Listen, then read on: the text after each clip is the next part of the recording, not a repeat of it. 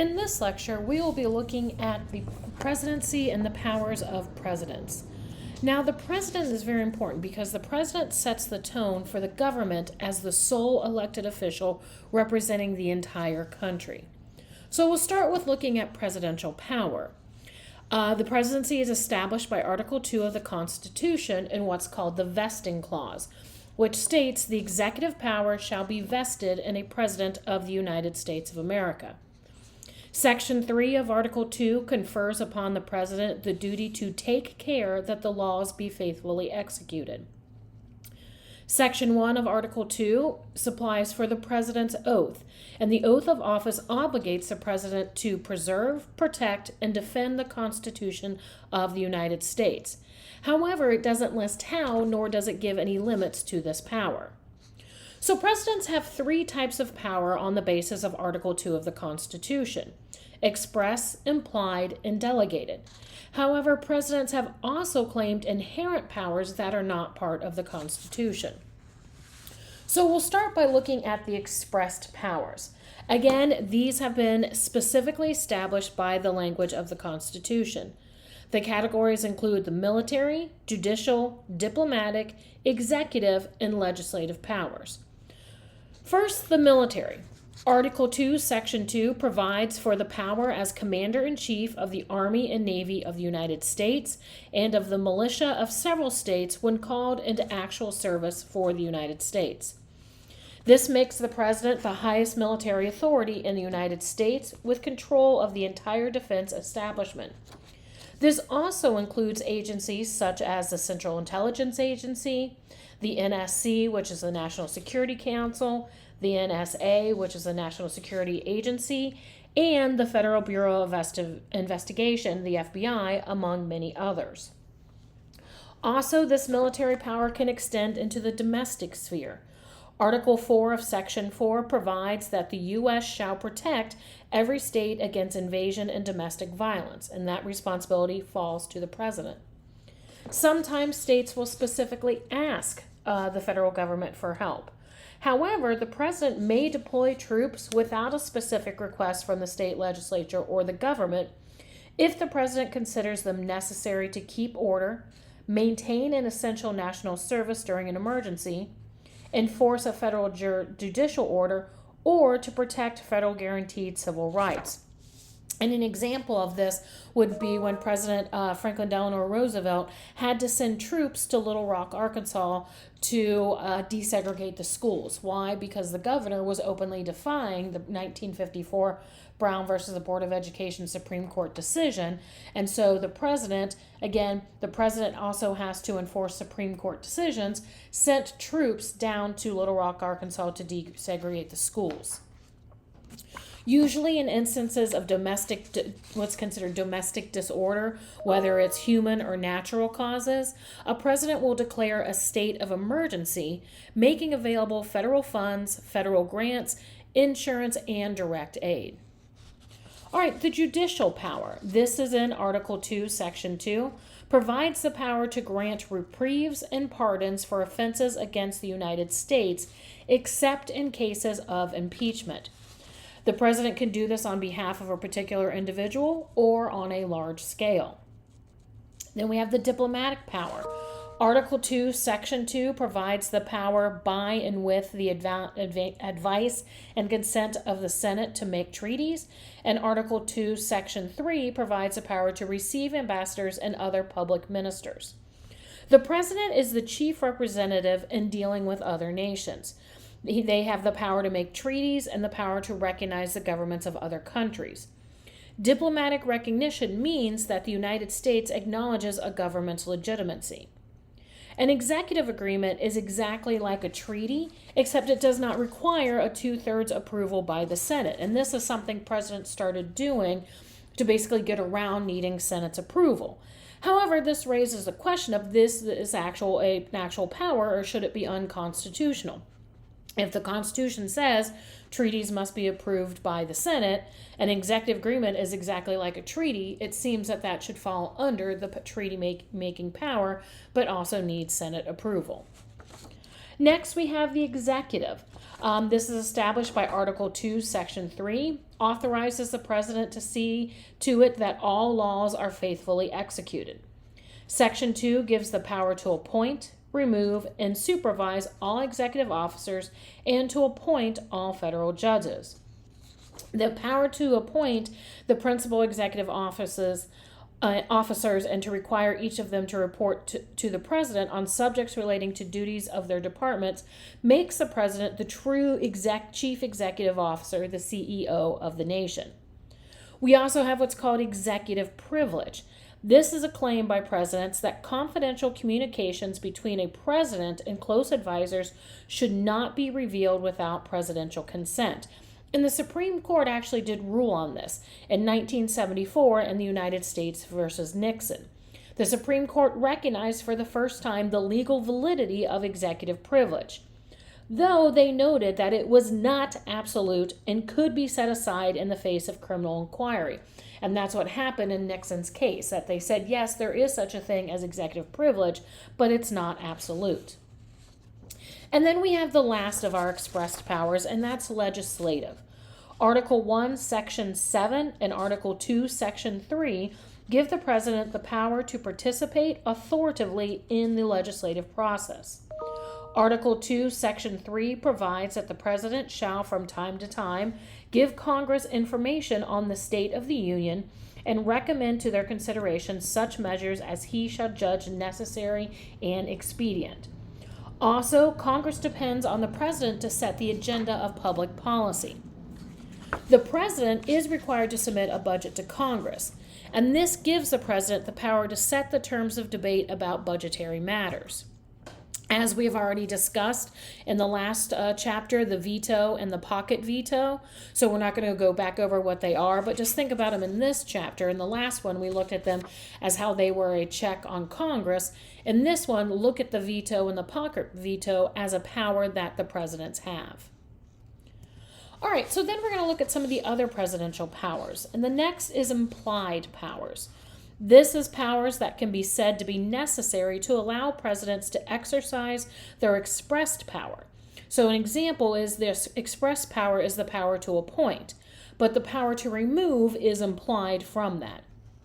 We also have what's called the theory of unitary executive. This holds that all executive power within the national government belongs to the president except as explicitly limited by the Constitution. This holds that the president controls all policy making by the executive branch and that Congress wields only limited, if any, direct power over executive agencies. The critics of unitary executive theory argue that the principle of constitutional checks and balances provides Congress with power over executive agencies through congressional oversight of the executive branch. Then we have delegated powers. These are the products of congressional statutes and resolutions. So this is where Congress has voluntarily delegated a great deal of its own legislative authority to the executive branch. Since the New Deal of the 1930s, Congress has tended to draft legislation that defines a broad goal for agencies, but offers few clear standards or guidelines for how that goal is to be achieved. As a result, the executive branch, under the president's direction, has wide discretion to make rules that impact American citizens and businesses. And then we have the inherent powers. Now, these are the powers that are not in the Constitution, but are claimed by presidents. These stem from the rights, duties, and obligations of the president.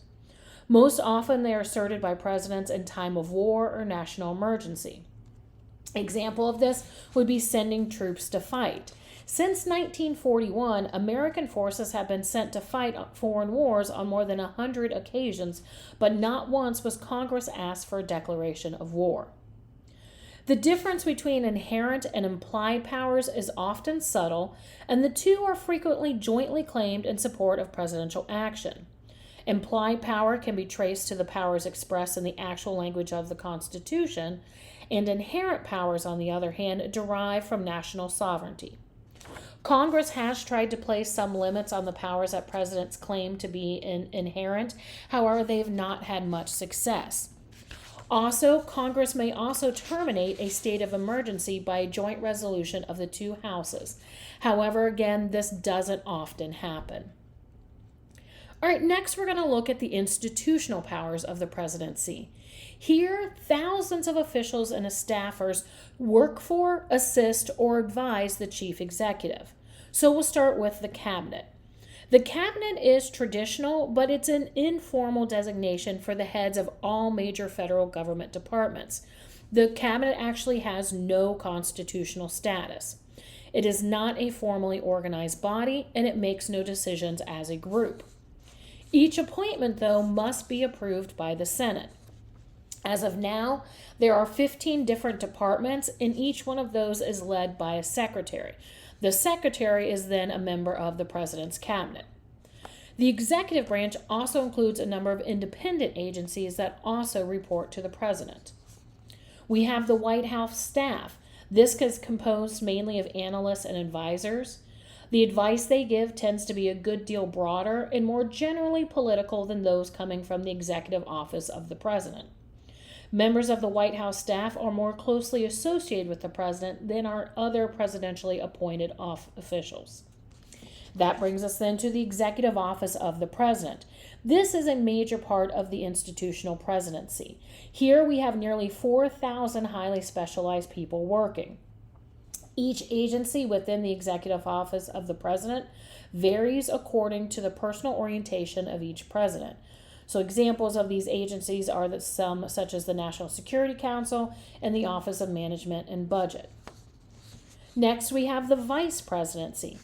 The Constitution actually only specifies 2 official responsibilities of the vice president. The first is to succeed the president in case of death, resignation, or incapability, and to preside over the Senate, casting a tie-breaking vote when necessary. And we actually saw that this week when we had President Trump's big, beautiful bill trying to get passed in the Senate, and they were tied, and Vice President J.D. Vance cast the tie-breaking vote. Typically, presidential candidates choose running mates who they feel can win the support of at least one state that they may not otherwise support the ticket, or running mates who provide some regional, gender, ideological, or ethnic balance to the ticket. Until the 25th Amendment, which was passed in 1965, the succession of the vice president to the presidency was merely a tradition. However, the 25th Amendment codified this tradition, providing that the vice president would assume the presidency. And we've seen this 9 times in our history. 8 times we had presidents who died in office, 4 who died of natural causes, 4 who were assassinated, and then we had 1 President Nixon who resigned. The amendment also provides that if the vice presidency becomes vacant, the president is to nominate an individual who must be confirmed by a majority vote of both houses of Congress. Now, if both the president and the vice president have died, the Presidential Succession Act of 1947 establishes an order of succession, beginning first with the Speaker of the House, continuing then to the President pro tem of the Senate, and then to the cabinet secretaries. As we also discussed earlier, the president's party has much to do. Most presidents have sought to use their own party to implement their legislative agenda. And then that brings us to the first spouse. Presidential spouses are usually not subject to the same sort of media scrutiny or partisan attack as those aimed at the president. However, I would argue in the last couple terms, and especially elections, we've seen that kind of change a little bit. Historically, spouses have limited their activities to the ceremonial portion of the presidency. However, we also see some have taken up causes and advocated for them, and some first spouses have had considerable influence over policy. Probably the prime example of this is Eleanor Roosevelt, who was FDR's wife. And now when we look at the growth of the presidential power in the 20th century, we have seen an ongoing effort by successive presidents to enlarge the powers of the office. Generally, we see this in 2 ways. One is what we call going public, and the second is by reducing their dependence on Congress and to give themselves more independent governing and policy-making capabilities. So first we have going public. In the 19th century, it was actually considered inappropriate for presidents to engage in personal campaigning on their own behalf or in support of programs and policies. We see that has drastically changed in the 20th century. Popular mobilization became a favored weapon in the political arsenals of most presidents.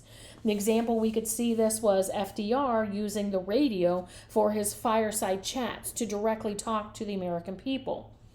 Roosevelt was also an innovator in press relations.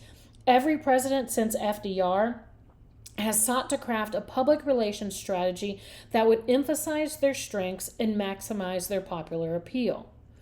And in more recent years, we have going public online.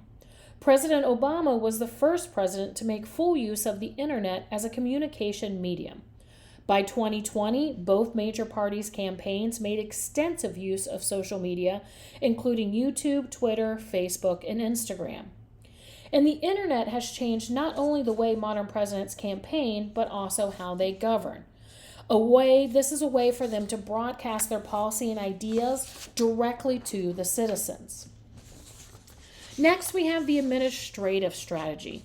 Here, this is where contemporary presidents have increased the administrative capabilities of their office in three ways. They've enhanced the reach and power of the EOP. They've increased White House control over the federal bureaucracy, and they've expanded the role of executive orders and other instruments of direct presidential governance. So first, the growth of the EOP, or the Executive Office of the President. As we've said, today there are over 4,000 individuals staffing the several EOP divisions. The White House staff has given the president enormous capability to gather information, plan programs and strategies, communicate with constituents, and exercise supervision over the executive branch.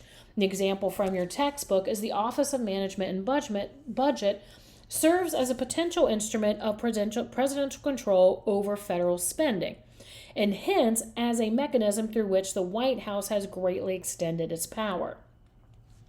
Also, we look at more control over the federal bureaucracy. Using the agency within the OMB, the Office of Information and Regulatory Affairs, or OIRA, this supervises the processes of regulatory review. Recent presidents gradually have tried to take control of this rulemaking process and use it in effect to make laws without interference of the legislature. And then we have the use of executive orders and memoranda. Executive order is a rule or regulation issued by the president that has the effect and formal status of legislation. Historically, executive orders were most often used during times of war or national emergency. An example of this would be the Executive Order 9066, used during World War II, and it was used to intern those Japanese Americans. And why? Because they deemed it was because of military necessity. However, in recent years, executive orders have become routine instruments of presidential governance. And you can see there's a chart in your book that shows how many executive orders each president has issued. When presidents issue executive orders, they generally must state the constitutional or statutory basis for their actions. Also, there are additional forms of presidential decrees including administrative orders, national security findings and directives, presidential memoranda, and presidential proclamations. These establish policy and have the force of law, and presidents often use them interchangeably. Now, Congress can overturn orders based on the president's legislative authority by passing legislation declaring that the order, quote, shall not have legal effect, unquote, or by actually repealing the statute upon which the order was based. However, one study indicates that only about 4% of all presidential orders have ever been rescinded by legislation. The Supreme Court has held that congressional inaction tends to validate an order by indicating congressional acquiescence to the president's decision. So if the president puts out an executive order and Congress doesn't do anything, the Supreme Court has said this inaction basically is showing that the Congress agrees with the order. Also, we have what's called a signing statement. This is an announcement made by the president at the time of signing a bill into law. This offers the president's interpretation of the law and usually innocuous remarks predicting the many benefits the law will bring to the nation. Also, presidents have used this as a point to point to sections of the law they consider improper or even unconstitutional, and they use it as a tool to instruct executive branch agencies in how to execute the law. And so we see here in this chapter, it seems like the president has a lot of power, and they do. And we've also seen in recent years, presidents are trying to gain more power. But we also have to remember, right, we have a system of checks and balances that does limit the presidential power. Some limits built in the Constitution is the term for president is 4 years, and with the amendment, you can now only be elected president twice. Checks that Congress has, they are empowered to impeach and remove the president. They can reject presidential appointments. They can refuse to ratify treaties. They can refuse to enact laws requested by the president. They can deny funding. And again, as we've discussed before, they can override presidential vetoes. And then the main check that the Supreme Court has is the power of judicial review. Here in judicial review, the Supreme Court can declare any act or any law unconstitutional. If they declare it is unconstitutional, therefore it is null and void. So if the president is doing something that's considered outside of his powers, that would be unconstitutional. The Supreme Court would rule that way, and then whatever that decree was would be then null and void.